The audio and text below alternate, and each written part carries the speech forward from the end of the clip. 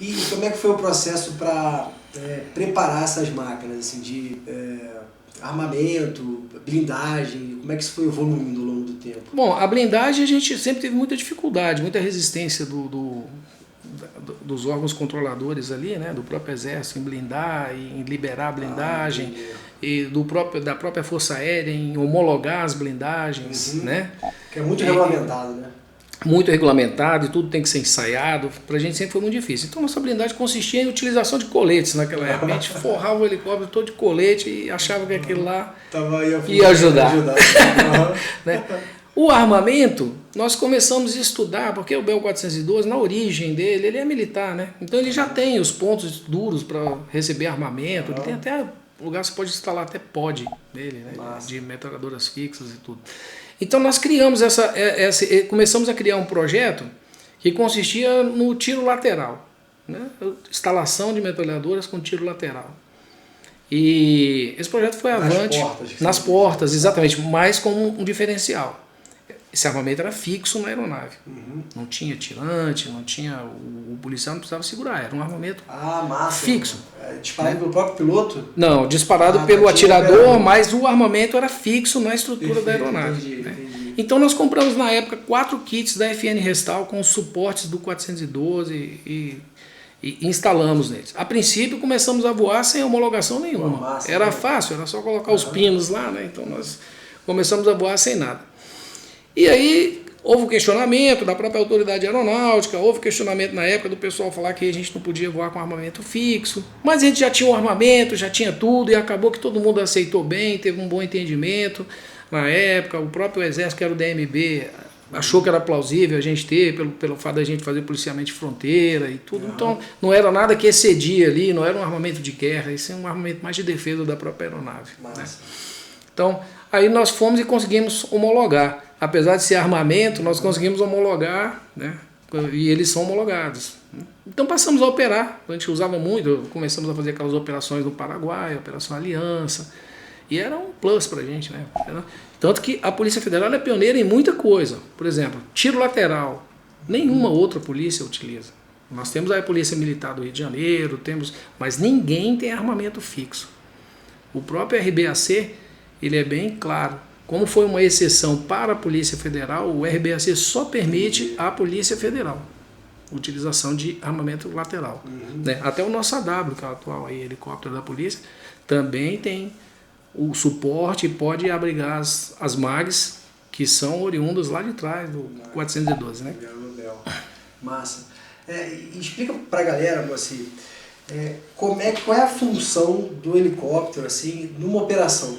Tenta assim, pensa num cara que não conhece muito bem a polícia, é só um entusiasta e tudo, e ele quer mais ou menos entender como é que funciona a aviação, como é que é o suporte que o CAOP dá, que você já deu várias vezes, você teria como... O suporte básico da aviação depende de qual aeronave você está usando. Tá. Né? Nós vamos falar especificamente dos helicópteros. Né? Então, por exemplo, nós utilizávamos esquilos, né? São aeronaves de reconhecimento e ataque.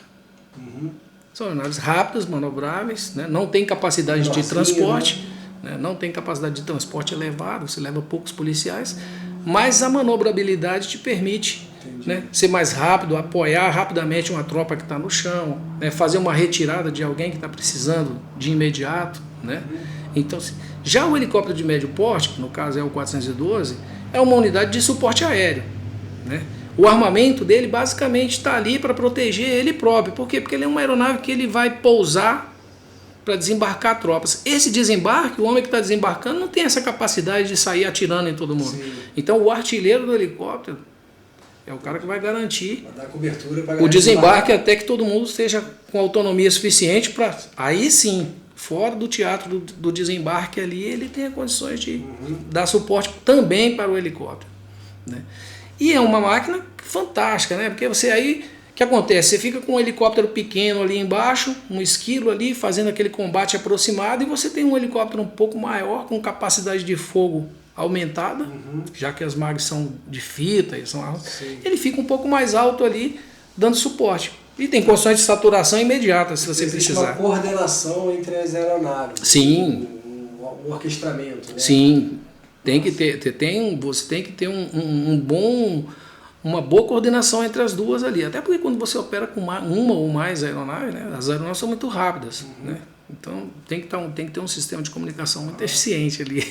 E uma operação assim, paradigmática para você que a CAOP realmente pôde fazer a diferença ali?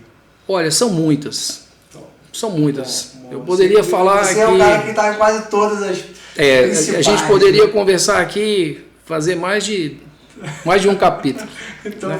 vamos fazer o primeiro hoje. Por exemplo, uma operação que me chamou, assim, que eu me recordo bastante, até como cidadão brasileiro e como policial federal, é que, acho que em 2000, nós fomos instados pela Direção-Geral, que até então nós éramos subordinados à Direção-Geral, né, a fazer uma operação para que a gente se deslocasse para Foz do Iguaçu.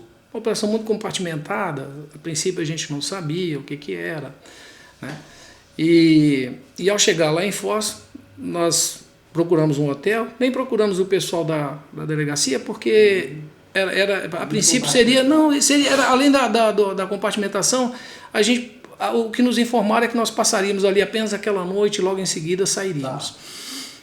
Aí houve uma evolução, houve um contato, veio um delegado que fez a ligação com a gente, na época da então CGPRE, e nos informou que, na verdade, a operação consistia em uma prisão que seria feita dentro do Paraguai, né, de um traficante que era o suporte financeiro lá do Fernandinho Beiramar na época, e a gente...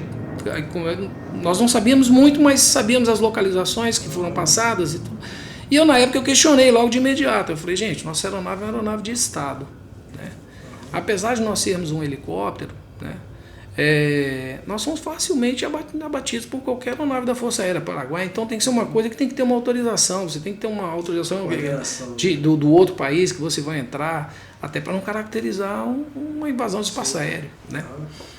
E assim foi feito. Nós fizemos a direção da polícia fez um contato, mandou para a gente a resposta, falou assim, está autorizado, vocês vão ser acompanhados por uma aeronave do próprio Paraguai, que já está aí em Cidade del Este, né? E a gente precisa saber se vocês têm condições de decolarem de imediato para a Cidade del Este já engajar nessa operação para poder... Isso era 23h30, mais ou menos, 11h30 da noite. Aí falamos, sim, temos condições. Assim nós fizemos, fechamos a conta, fomos para o aeroporto lá de Cidade del Este, pousamos lá, fomos recebidos pelo pessoal da Armada lá do Paraguai, que tinha um esquilo lá esperando a gente. E cara, quando foi aproximadamente umas 4h30, 5 horas da manhã, nós decolamos. Só com as coordenadas, nós sabíamos mais ou menos, nós íamos dar suporte e nós estávamos sozinhos. Era o helicóptero da Polícia Federal, a tripulação, dando suporte para a Polícia Nacional do Paraguai. Tá. Então eles é quem efetuaria a prisão. Eles é quem efetuaria, nós só íamos fazer o suporte aéreo. Só. Tá. Aí nós chegamos na fazenda, aconteceu a prisão, tudo como planejado, foi excelente. Chegamos lá, era quase, acho que era 30 de dezembro, tinha até um pessoal, era uma festa de final de ano. Cara, e o que foi mais legal nessa história aí, sabe, foi ver o preso olhar para o helicóptero e falar assim, porra, Polícia Federal do Brasil. Caramba, jamais imaginei que isso aconteceria. Aí, pô, te dá um certo sabor assim de, né? Pô, além do dever cumprido ali, você falar, cara, essa polícia realmente é diferenciada.